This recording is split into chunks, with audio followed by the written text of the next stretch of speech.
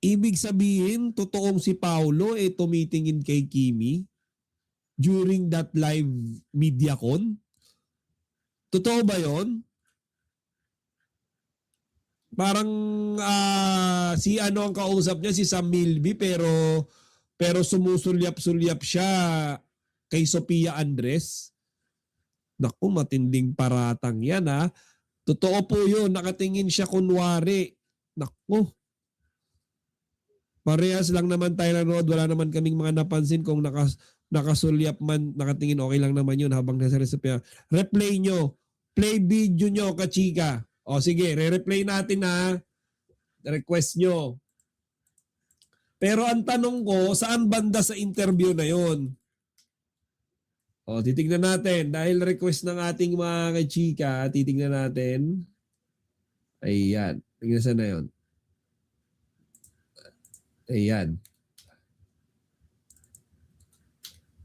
The Alibi MediaCon. Naping ko lang ha.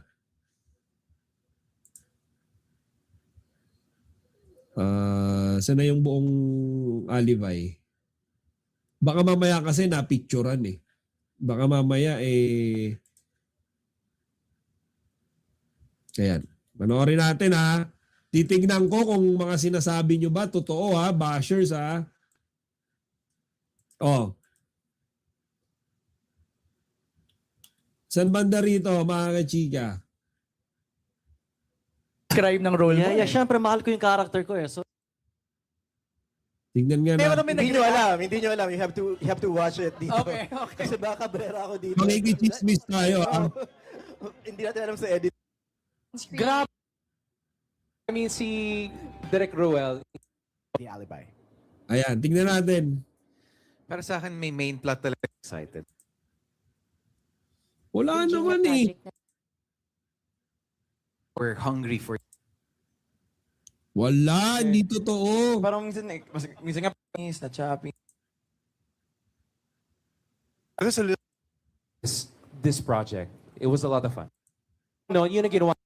Sana, hindi naman tumitingin eh. Topic namin mismo from the cast members, how you support them and, you know, sa mga eksena.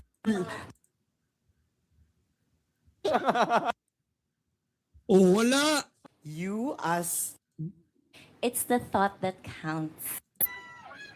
Gusto mo ba i-share yung Oh, wala guys. He was very supportive. He was very Eto ba? Role mo dito. And yun nga, yung mga hindi malilimutang intense scenes ninyo ni Kim, aside dun sa sabunutan and sakitan yung dalawa. as a wife, Ito ba? Hindi nga tumitingin si Paulo kay Sophia Andres habang nagsasalita si Sophia, oh. Tingnan nyo nga yan, I oh. was so nervous at first kasi Hindi nga tumitingin eh. Oh, guys, ha, ito ang ito ang ebidensya. Nakita nyo bang tumingin si Paulo diyan? Hindi naman ah. Sasalita pa si Sophia diyan ah. first time ko po rin makakatrabaho si Inaantok na nga si Paulo eh. Paolo. And nung una kami nagkita, he was so serious. So parang hindi ko lang kung paano siya kakausapin. But he was very professional. Parang natatakot ako. Parang tama ba yung ginagawa ko? Or okay sa kanya yung acting? Or parang I asked him, okay ba yun, Pao? Okay ba yung ginawa ko? And he was very supportive. He was very Wala. professional also. Natulungan niya yung character ko as the time went by. Oh. Thank you. Congratulations everyone. Thank you.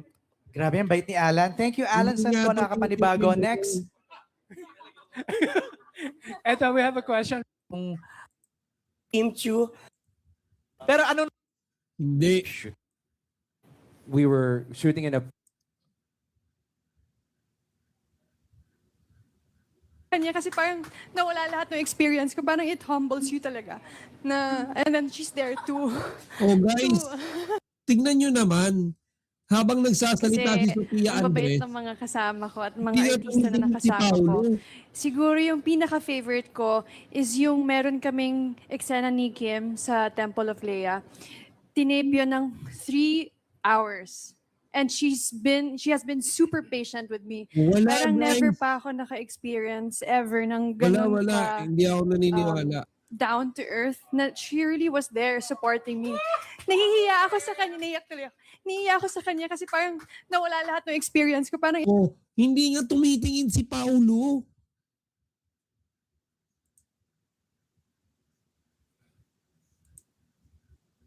Saan ba yung biniro ni... Happy Thank you birthday, so PJ. much. That's a good memory. Noong lock-in na yun. Pero Ganda. Hindi nawi-wait. So inapakan mo. Ng losartan to. Palina natin. No, dun sa likod, na may, Knob, dun yung sa, knob. yes. Parang Parang diretso na pelvic sa, bone. Okay. it was, yeah, on her, pelvic Ayan. bone, tailbone. Yeah, on your tailbone, yes, on her So, tailbone. lagi It was ka na- super sakit. So lagi ka nakakasakit ng hindi mo sinasadya. Kaya ba yun? Hala, super. No, dun sa likod, na may, Knob, dun yung sa, knob. yes, ang lakas. So we had to Nara stop, yung we had to stop pinto. taping kasi it was super sakit sa kanya. Okay. And that was, it was right where the lapel was on her back also. So parang Parang diretso na pelvic sa, bone. Okay. it was, yeah, on her pelvic bone, tailbone. Yeah, on your tailbone, yes, on her So, tailbone. lagi It ka was na- super sakit. So lagi ka Mga kachika, ito ba yon? Yan ba yung si sa mga nagsasalita pero si Pau nakatingin kay Sofia Andres? Yan ba yon? Yan ba yung sinasabi nyo? Eh, hindi naman mukhang si Sofia Andres tinitingnan yan eh.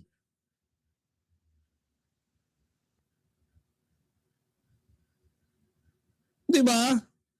Hindi naman ah. nakakasakit ng hindi mo sinasadya. Kaya ba yun? Hala, super. Oh, eto ba yon? Ito? Eh, nakatingin siya dito sa lalaking to yo. Hala, super naman talaga. Anyways, Eto? Hindi. Super naman talaga ni Paula Abilino talaga. let's go back to our kwento. Yes, so that's what happened. Guys, issue kayo guys ha. Issue kayo. Huwag kayo maniniwala na merong glimpse, tingin-tingin si Sofia kay Paulo. Ay, si Paulo kay Sofia. Hindi magagawa ni Paulo yan habang katabi niya si Kimi. Una, natural lang naman na kapag may event o gathering ang mga artista, nagkakatinginan sila. Lalo na kung magkasama sa iisang lugar, project o may interaction sa stage. Minsan, napapalakas lang ang issue dahil sa slow motion videos o pag-zoom ng camera na nagbibigay ng ibang interpretasyon sa simpleng tingin. Pangalawa, si Paulo ay kilala bilang tahimik at observant na tao. May mga pagkakataon talagang mukhang seryoso o nakatingin siya sa isang direksyon, pero hindi ibig sabihin nun ay may malalim na kahulugan agad. Sa showbiz, mabilis mabuo ang intriga lalo na kung parehong sikat ang involved. Pangatlo, dapat tandaan na si Sofia ay may sarili na ring buhay at relasyon, kaya kung may simpleng tinginan man, hindi ito dapat agad lagyan ng mali siya. Minsan, friendly or professional interaction lang talaga iyon. Posibleng dahilan kung bakit lumaki ang issue, may history si Paulo na madalas i-link sa mga leading ladies niya. Mahilig ang netizens sa body language analysis, fan wars o love team culture na nagiging sensitive sa ganitong bagay. Ano pa ang maidadagdag ko? Sa totoo lang, mas mahalaga pa rin kung ano ang official statement o kung may malinaw na ebidensya ng anumang issue. Hanggat wala naman silang sinasabi o inaamin, mas okay sigurong tingnan ito bilang normal na interaction lang sa industriya. Sa huli, ang mga ganitong balita ay madalas bahagi na ng showbiz buzz, nakakadagdog ng intriga at engagement, pero hindi laging nangangahulugan ng totoong issue. Si Paulo Abilino ay kilala bilang tahimik at medyo observant na tao sa mga event. May mga pagkakataon talagang natural lang na mapatingin ka sa isang tao, lalo na kung magkalapit, magkausap o may nangyayari sa paligid. Hindi lahat ng tingin ay may ibig sabihin agad. Samantala, si Sofia Andres ay isa ring kilalang personalidad, kaya ang normal na mapapansin siya sa isang event. Kapag may nakumang clip ang camera at na-edit ito sa slow motion o nilagyan na ng malisyosong caption, doon nagsisimula ang intriga. Sa tingin ko, malaking factor dito ang love team culture sa showbiz, mahilig ang netizens sa body language analysis, mabilis kumalat ang short clips sa social media na walang buong context. Hanggat walang malinaw na pahayag o konkretong ebidensya ng anumang issue, mas mabuting wag agad mag-conclude. Minsan, simpleng interaction lang ang pinagmumulan ng malaking kwento. Sa huli, bahagi na ng pagiging artista ang ganitong klase ng intriga. Pero bilang audience, mas maganda pa rin na maging fair at hindi agad magbigay ng malisya sa simpleng esena.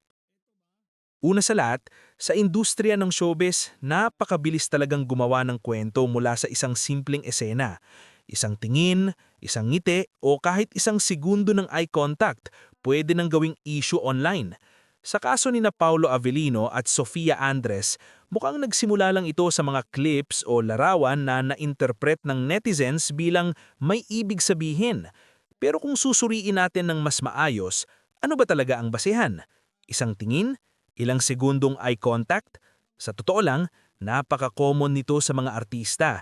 Kapag nasa iisang event, press con o taping, normal lang na mag-observe ka ng mga tao sa paligid mo, lalo na kung kilala mo o may usapan kayong professional. Isa pang factor dito ay ang kultura ng love team sa Pilipinas. Kapag ang isang artista ay may ka-love team o naiuugnay sa iba, nagiging mas sensitibo ang fans kahit sa anong interaction niya sa ibang tao. Kaya kahit simpleng tingin lang, nabibigyan agad ng mali siya. May tendency ang iba na i-frame ito bilang may spark o may something kahit wala namang malinaw na ebidensya. Dagdag pa rito, malaki ang epekto ng social media editing. Kapag ang isang clip ay pinutol, niro slow motion, nilagyan ng romantic background music at nilagyan ng caption na may insinuation, natural na maiintruwensyahan ng perception ng mga manonood. Pero iba ang edited narrative sa buong context ng totoong nangyari. Isa pang mahalagang punto, si Sofia ay may sarili na ring buhay at relasyon at si Paulo naman ay kilala bilang pribado pagdating sa personal na bagay. Kung may tunay mang issue, malaman hindi ito magmumula sa simpleng tinginan lang sa harap ng kamera. Sa tingin ko, mas magandang tingnan ito bilang isang normal na social interaction, isang pinalaking interpretasyon ng netizens o simpleng showbiz buzz na nagbibigay lang ng ingay online. Sa huli, ang mga ganitong balita ay nagpapakita kung gaano ka-invested ang fans sa mga artista. Pero bilang audience, mahalaga pa ring maging responsable sa pag-intindi ng nakikita natin. Hindi lahat ng viral clip ay may malalim na kahulugan. Kung tutusin, mas mahalaga pa rin ang trabaho at mga proyekto ng mga artista kaysa sa mga haka-hakang ganito. Intriga man ito o hindi, mas mainam pa ring hintayin ang malinaw na pahayag bago magbigay ng malisyosong interpretasyon.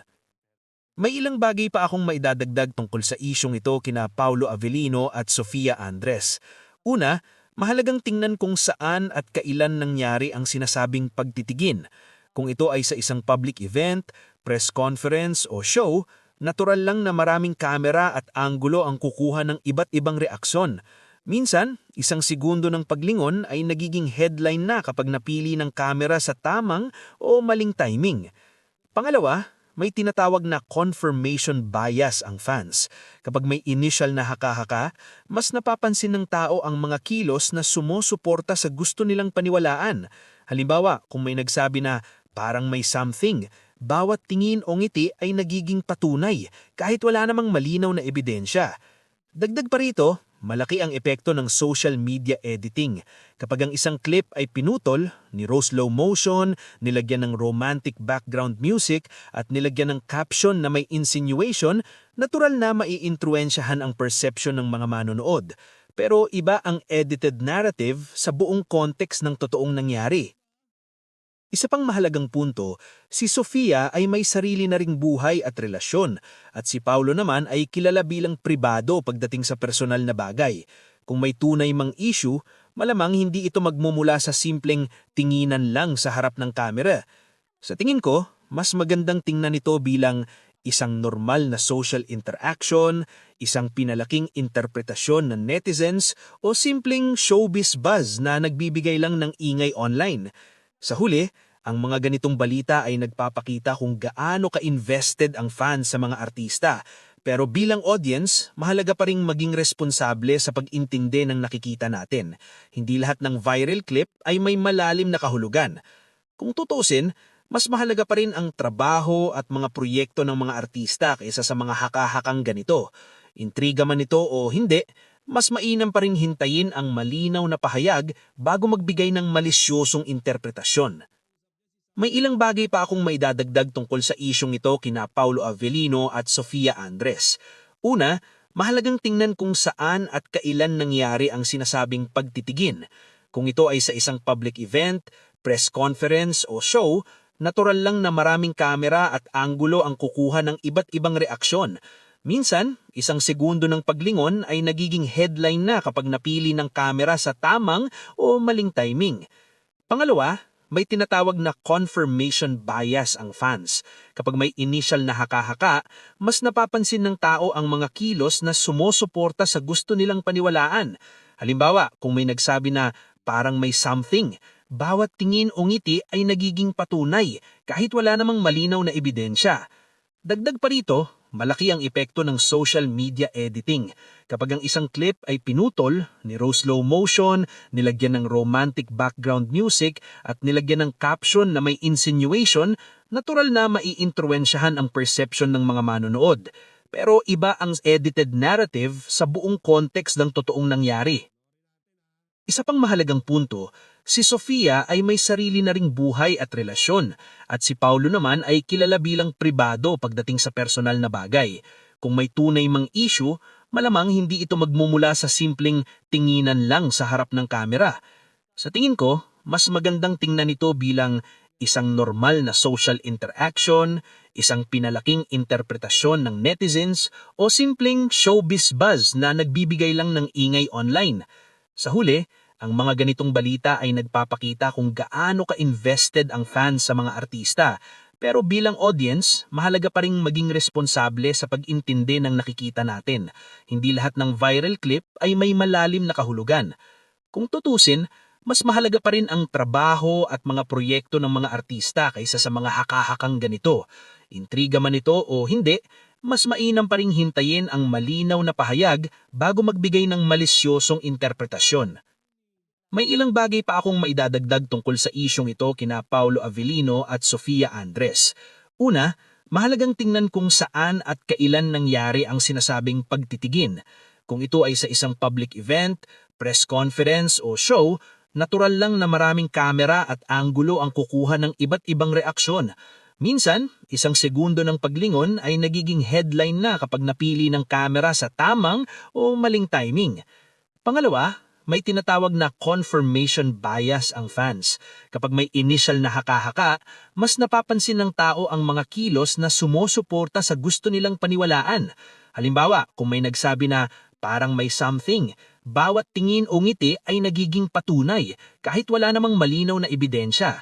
Dagdag pa rito, malaki ang epekto ng social media editing. Kapag ang isang clip ay pinutol, niro slow motion, nilagyan ng romantic background music at nilagyan ng caption na may insinuation, natural na maiintruwensahan ng perception ng mga manonood. Pero iba ang edited narrative sa buong